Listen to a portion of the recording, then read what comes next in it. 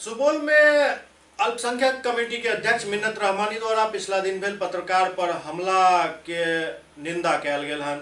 सुपौल सदर में पत्रकार पर हमला पर कांग्रेस अल्पसंख्यक कमेटी द्वारा प्रेस कॉन्फ्रेंस के आयोजन कयल गेल, जाहिमे कांग्रेस अल्पसंख्यक अध्यक्ष मिन्नत रहमानी भाग लेलनि। मिन्नत रहमानी पत्रकार सब पर भेल हमला के कड़ी निंदा कयलनि और कहलनि जे सुपौल में लोकतंत्र के गला घोंटे के काम भेल हन। मुख्यमंत्री के यात्रा के दौरान कवर कऽ रहल पत्रकार पर लाठीचार्ज भेनाइ काफी दुखद घटना अछि। कांग्रेस पार्टी और कांग्रेस के विचारधारा जतेक भी एहन काम होइत अछि ओकर विरोध करैत अछि। वो आरोप लगौलनि जे मौजूदा सरकार लोग सबके भ्रमित करे के काम कऽ रहल अछि।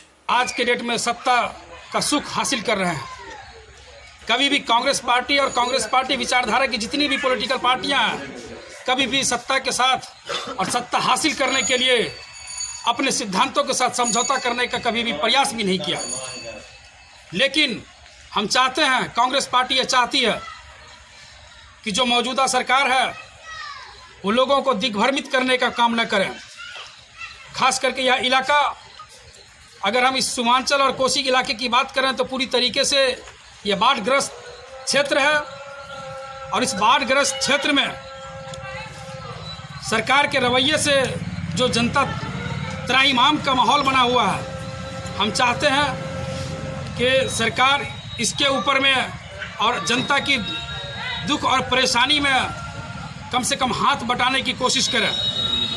एक तरफ जहां राफेल डील के अंदर पूरे हाहाकार मचा हुआ है, देश ही नहीं बल्कि विदेशी मीडिया बंधुओं ने भी इस मामले को पूरी तरीके से सबके सामने लाने का काम किया है कि देश के जो चौकीदार हैं वो कहीं ना कहीं उसमें भागीदार जरूर हैं। इसलिए हम चाहते हैं कि राफेल डील से लेकर के बिहार के अंदर जो सृजन घोटाले हुए उसके ऊपर सरकार कार्रवाई और निष्पक्ष जांच करे ही।